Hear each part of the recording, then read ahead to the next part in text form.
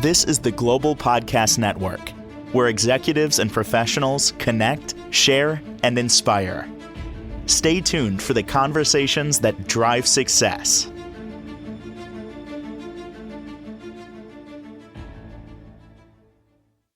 I love what I do, but sometimes I get a little more excited to do what I do. And today is one of those days because this topic is so important. And I think everybody can relate to it. How to know you're in the right relationship. Now, God bless you if you're in the perfect relationship right now, or relationships. Yeah, could be businesses as well as personal. But there's probably times over your your history, your life, where you wondered, I'm not really sure if this is the right relationship. Either way, we're going to pick up from where we left off last time with her. She's a certified relationship coach and has deep insight on this stuff. And so far, spot on, in my opinion, and journey in history. Tiffany Aquino is back with us. How is everything with you today? I'm wonderful, Steve. Thank you. Good to be back. How are you? Good, good, good, good. So we Good. we left off at point number 6 out of Yep. 12. Before Yep. we pile it on, can we recap the first 6? Sure. Absolutely. Yes. So the title of this, of course, and this topic that we're talking about is how to know that you're in the right relationship. We left off at number 6, and that being conflict, which is why we really wanted to kind of dig deep into that. But the first one of those 6 would be, and I would say it kind of layers on all of these little pieces, right? Emotional safety and your nervous system is number 1. Do you feel just naturally comfortable and calm around this person that you're in a relationship with? You know you're in the right relationship when when your nervous system's just relaxed, right? And that's Mhm. just kind of a given. Either there's just something that's off, your nervous system's feeling a little on edge. And as you know, we've talked about energy before, and it's just kind of like if you can sit in the car with somebody and or just sit in a room with somebody, you don't feel necessary to feel like you have to have conversation. You just feel good being just in their presence, right? Yep. There's that edge isn't there. So that's how you know you're in the right relationship. With your nervous system tells you, right? Well, We've talked okay. about that I, before. I'm just going to say yes and yes and yes. However, that ain't all of it. You have Right. to, it would be great if that was just it, but Oh, yeah, yeah. there's more to it than that. Absolutely, yes. So, in connection with that, then we have communication, right? So the first one is the nervous system feels relaxed, right? And we're going to get into that a little bit more with the other pieces that we have here, and why it would feel relaxed and why it doesn't feel relaxed. And sometimes you do have to be intentional with it being more relaxed, and that comes to emotional needs and communication. So that second piece here is communication. How do Mm. you know if you're in the right relationship? And the second one's communication. Do you feel safe communicating who you are in many ways? Your emotional needs, being vulnerable, emotional safety, like I said a minute ago, and communicating, feeling safe to communicate your needs, your boundaries with somebody, consistently with someone, and knowing that you're not going to get pushback, knowing that you're not going to get shame, knowing that you're not going to get judgment. That's how you know you're in the right relationship. Knowing that when you Mm. communicate with somebody, you're being heard, which kind of goes into one of our other points, the fourth point, which is being seen, valued, and heard, right? And I mentioned many times before, another piece of communication is listening too. It's not always talking. It is being a really good listener is so important. And a lot of times it looks like you're listening, but you're just waiting for the other person to stop talking so you get your point across, right? Yeah. That's really truly not listening. Or you've already thought of what you're going to say and you're just like, Right. wait till we're done so I can say it. I don't hear what they said. I'm just going to say Like, what come I'm on, going to let's say. go. I got Yeah. something to say, right? Yep. That's Completely. not the position we want to be in, because if we have that mentality and we're just truly not listening and being fully present, then we're really not, they're really not being heard by us, right? Mm. And which is the third piece, which is the effort. Make the effort, be intentional. So please be a good listener. And our perception of things, and we talk about a lot of this in reprogramming our mindset and having a healthy relationship, because a lot of 90, like I said before, what is it, 90, 95% of the time we're on autopilot because of our perception of the world was how we were raised in the environment that were raised in, right? And then so you have two people in a relationship and their perception of the world is a certain way, which is why listening is so important, because you think you might know what they're going to say. You think you may know, where they're coming from. But if you're truly listening, and sometimes listening requires not just what the words that are coming out of their mouth, but what they're not saying as Mm, well, right? Um, I that's think a that. bit, that's a big one. You know, Mhm. being able to read them, get their vibe. Yes. Yeah. Yes, absolutely. And I'm not here to say, kind of read between the lines and just figure it out. Obviously, but listen to what they're not saying as well, because a lot of times it could be, um, it's your perception of something. And if you just kind of put that off to the side, take your perception out of it and just be fully present. Look at their body language, listen to how they're wording things, listen to their tone, really try to have empathy. And I think that's just truly lacking in the world, compassion and empathy. And I say the three things that are missing, are the three C's that are missing in the world, which is common sense, compassion, and common courtesy. So if you can just take some time to be present and fully listen, and be an effective listener, and then come up with what it is you want to respond back with. And we've mentioned this before too, in response to, if you're in conflict, which is our sixth point, but you want to make sure you come back with not you statements. You want to come back with I statements. I feel this way when this happened. I felt such and such, right? And try to stay away from the you, right? Because immediately that puts anybody in defense mode right away. So yes, and point number four is, of course, being seen, valued, and heard. And who doesn't want to be seen, valued, and heard, right? And that takes time. It's about being intentional, about being present, fully present with somebody. Um, and we know, right? It's just our intuition and just our instinct knows that when we're in a conversation with somebody, we know we're not being seen, valued, and heard. I mean, there's just that connection, which is number five. That connection is off. There isn't a true connect because either you or the other person isn't fully present for the relationship. So being intentional, you mentioned before reciprocity, right? um, that energy, having that connection and that balance there brings, and that's how you know if you're in a right relationship, right? That connection is mutual. You have this this beautiful kind of like, I don't want to say I can read you, but certainly, the energy, you can feel the energy from somebody if they're fully present with you or not, and the connection's good, right? Yep. Which is good chemistry, right? And chemistry is not about the butterflies and as soon as you meet somebody, it shoots off the roof. That's just kind of superficial. What most of us have believed for so many years was chemistry, and they feel that if that's not there, then they're not in the right relationship. On the contrary, yes, we do want to have a physical attraction to somebody, but if it's like really hard fireworks right off the bat, that's not typically a healthy sign that is a good connection or a good relationship for you when you have this immediate high and then it's going to come crashing down like a sugar high or a sugar low. And all So the other things go away. yes. When that's there, you're like, oh, it's great, everything's great. Oh, well, yeah, red flag. That's not even a problem. You see another one. Like, hey, what are you doing later? You want to hang? Yes. Totally get it.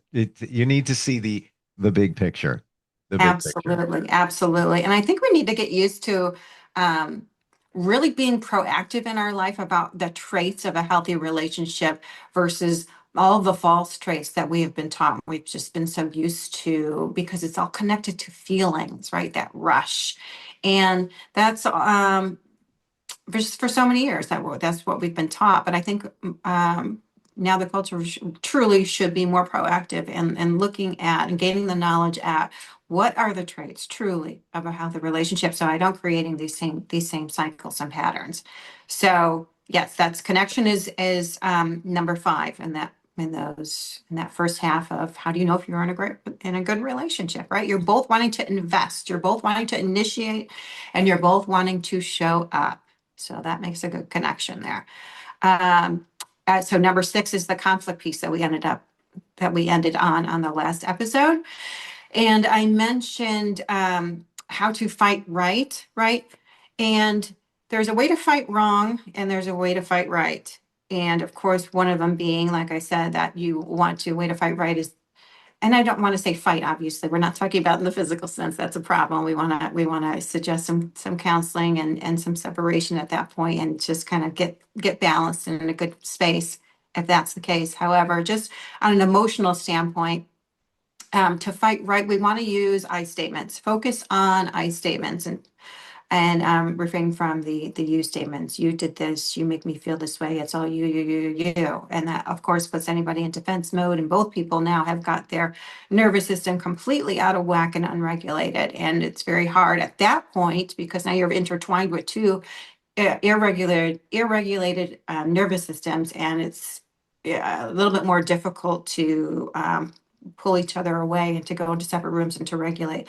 Kind of like the crying baby. The longer the baby cries, the longer it takes to soothe the baby, right? It's just all about the nervous system. And so being with somebody who knows what that means, who knows what a regulated nervous system means and knows the tools to regulate their nervous system when they're either being triggered or in a conflict, knowing how to de-escalate the conflict or that conversation, I think is a great resource and tool set to have in a partner. If they know, okay, this is what triggers me, this is what sets me off on certain things, and I'm not looking for the other person to change me or to make those go away. I know how to regulate myself, and certainly not many people want to talk to somebody who's got a sharp tone or who's in defense mode right away. And a lot of times you can feel their energy before they even say a word.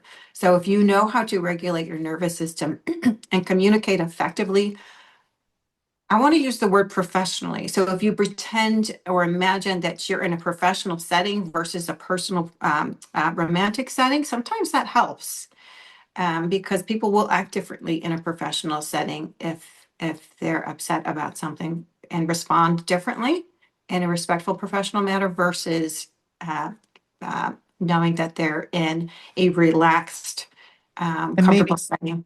maybe even pull some of the emotion out because once the emotion fires up, there's where Yeah. things kind of go off the rails sometimes. Yes, absolutely. And that's hard to do. I will Yeah. say it takes practice. It takes practice. And the only way for really for that to get better at that, I want to say, is to really know yourself. You really just, and that takes time. It's not something that you're just gonna, do the research on and just say, okay, I gotta do this, and this.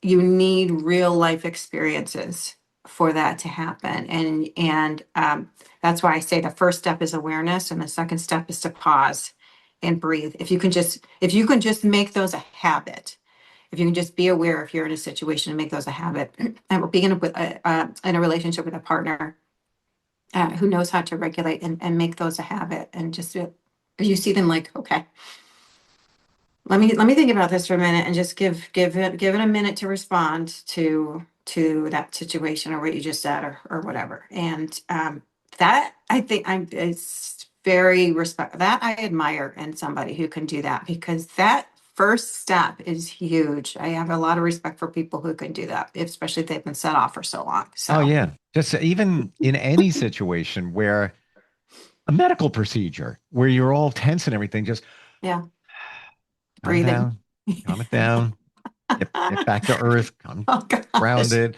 And if it's a conflict with somebody, same exact thing. I used to have a boss, good friend of mine now. This is going back a lot of years.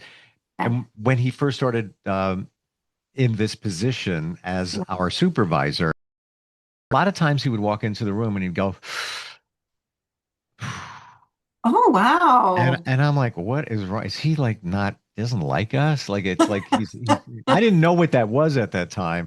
Now I know he was just like, He was let me take a regulating. moment. Right. And it was especially when times got a little challenging, he was Uh-huh. just like, all right, we got to take care of that. And I'm like, but I was reading it the wrong Interesting. way because I didn't know. Sure. And I don't know, maybe he didn't realize he was doing it. It could have just Maybe. been very subconscious. I think that's wonderful. Yeah. Yeah. Well, that's a good example for everybody else. They But probably you know have. what? He now practices yoga and does a lot of other stuff, and that came Oh, after wow. a major health situation. And so Okay. I guess that sort of was in him, but now he's taking it, steps deeper. Uh-huh. But yeah, all this stuff works, the regulation and Absolutely. It having a does. sense of self. It does. Yeah. So I mentioned before that breath work is something that I'm a huge advocate on, right? And everything in life comes down to the nervous system. It just does. If you can pick yourself up after, I just watched a recent Mel Robbins episode, and she said, the really truly that it's about just getting yourself out of bed in the morning and knowing that if you can just take that first step for that first part of the day, that is a huge that challenge, for most of it probably doesn't seem like a challenge, but really it's about just going through and pushing through the day. And I mention that because that's the relationship with yourself, right? Which is what I like to teach too. And yeah, kind of wanting to stay on course here, but yeah, so conflict and wanting to fight right versus fighting wrong or incorrectly, being aware, having emotional regulation, and um, using I statements versus you statements. Yep.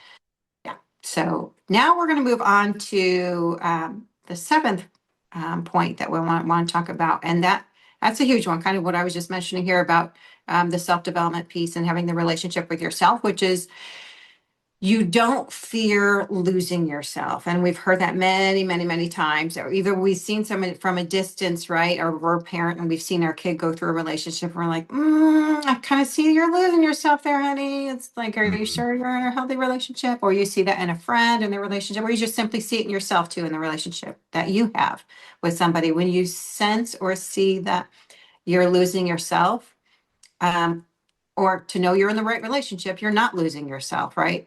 That you still have your sense of self, you still have your dreams and your passions, and you're actively still pursuing them. That's how you know you're in the right relationship. When all of that kind of falls down to the wayside, you know there's something that's not right here, and you're not in the right relationship. Most likely, you're in a codependent relationship. Either one or both of you have some codependency, and you're relying too much on the relationship itself to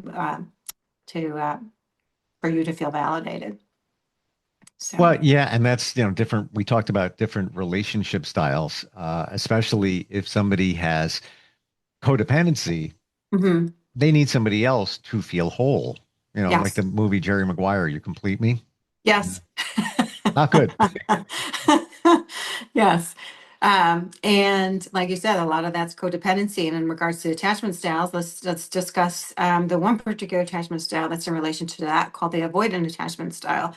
And I don't want to get too deep into this. However, I have studied narcissistic traits for quite some time as well, for about a year and a half. And it can get kind of confusing and messy. Is this person just an avoidant, or are they showing me some narcissistic traits here? Is this a narcissistic relationship? And we can talk about that in another episode. And That we could do 10 podcasts on that. I know. And it truly is fascinating. I think Yeah. of going through all this self-development and all the experiences and getting all this knowledge about having a really good, healthy, grounded relationship with yourself. The learning the narcissistic traits and learning about narcissism just is incredibly fascinating. And Yeah. I find it fascinating because it's just from the psychological mindset of it all. But Me too. yeah, And I always try to process it like, where did that start? Where does that correct. come from? Which we'll get to, next Yes, time. absolutely. Yes, for sure. We'll have to make a good meaty episode on that one so that we could Mm. help people become aware of that. And the reason why I want to make people more aware of that is because I feel that it truly is becoming an epidemic, more so because of the social media that we're having nowadays. And Yeah. and it kind of blends into, not kind of, it does blend into the avoidant attachment style. I'm not saying that because you're an avoidant attachment style that you're a narcissist. That's not at all what I'm saying. What I am saying, however, is that narcissists do have an avoidant attachment style. Yep. So there are other traits that make a person a cute narcissist. We all have narcissistic traits. I want to say that first and foremost. So Speak for yourself. Yes. So, but an acute narcissist, someone who can be sorely diagnosed with it. There are many other consistent traits that go along with that. Yep. So, yeah. So, losing yourself in a relationship is knowing that you are not in the right relationship. When you're not losing yourself, when you're still pursuing your dreams, when you still have passion, when you still are going to the gym every day, when you're still taking care of yourself emotionally, mentally, and physically, you are in a good, healthy relationship, and that person is supporting you in whatever it is you're doing. They are offering you emotional support. They're offering you physical support. They're your cheerleader. That's how you know you're not losing yourself and you're in a healthy relationship. And yeah, so down to point 8. This one I love because how quick we lose sight of this one. They choose you. You don't have to fight for it. For goodness sakes. Like, why don't they like me? What's going on? What's blah, blah, blah. And I want to talk about that too when we go move into our episode of narcissistic traits. They choose you. It's clear and it's consistent. They don't leave you second guessing. They don't make you feeling like it's conditional versus unconditional. If you're in a healthy relationship, you don't have to earn somebody's love. It's just given, right? And for many of us who grew up um, growing up in our childhood where there was a lot of trauma, most likely, almost always, it was you had to earn love, and love was conditional, right? You were only shown validation and love if you did something right, Yep. right? If you were good. So if they choose you clearly and consistently, if they don't choose you, please don't waste any time on it and make them choose you, whatever it is, whether it's something you say or how you look or try to compare. Make this point that if they don't choose you, they're telling you, I'm not a good fit for you. Please move on. This is exactly what they're telling you. I'm not a good fit for you. You don't want me. And You don't. there's where your courage has to come in, Yeah, where because probably going a little deep here, you're probably with them because of your challenges that you're probably unaware of, right. where you felt that, oh, I got somebody there and it's good. Well, it's not perfect, but it's okay. Oh, yeah. They make, I have to dress a certain way, whatever it might be, jump through a Sure. hoop or whatever. Um, but it's okay. No, it's really not. Right, right. And not only do they choose you, but let's think about how are they choosing you? Are they choosing you for superficial reasons? Just because somebody chooses you, you're not supposed to go, oh my God, this is it. This is it. This Right. is somebody chose me. Somebody likes me. It's like, no, there are 100 million other fish in the sea to choose. So just step back. Now, do you choose this person? Because love is about choice. It's a daily choice, right? And is everything that you see and want and standards and values aligned with this person as well? And that's one of our other points that we're going to move on to as well. We're out of time. No. Yes, we are. Ah, Okay, so we geez, can hell. finish this in our next episode. With these additional points here, 2 words: don't settle. Absolutely. Don't settle. 100% It's easier settle. said than done. And sometimes it takes time on a journey to realize who you are, Yeah. what you want. Yes. And somebody actually, I'm currently single. Somebody said to me, a friend of mine, he Mhm. said, well, maybe you're not ready. I'm like, dude, I'm ready. I know what I want. I do. But it Absolutely. took a journey to really fully define what that is, Sure. you know? And yeah, just because you're ready and you're single and there's nobody in your life, that does not mean that you're not ready. And that does not mean that there's something wrong with you. It very well could mean you have good, healthy standards and high standards. And that's exactly where each and every one of us should be because we worked on ourselves and we're not going to waste time on the clarity that we now see where that's just not aligned with us. And Mm. that's just how it is. Or just have lots of friends and leave it at that. But Yeah. don't settle. And you know, all great points. I know you're in the right relationship. So we're up to number 9, just Yep. touching number So 9. we'll do number 9, 10, 11, and 12 on our next one. So Beautiful. And maybe even dip a toe into the narcissist you pond. got it. How do we find you, Tiffany? This is what you do, center on relationships, which are so important. Yes. Somebody's going through some challenges or just really wants to pick your brain, maybe some coaching. How do they connect? Thank you. So there are two ways on Instagram at Tiff, Aquino, Aquino coaching, or my website, which is TiffanyAquinoCoaching.com. Always great talking with you. Likewise. I wish I knew this stuff years ago, and I really mean that. Me too. Right? All right. Yeah. We'll catch up soon. Thanks a lot. Okay, thank you. We'll be right back. This is the Global Podcast Network, where executives and professionals connect, share, and inspire. Stay tuned for the conversations that drive success.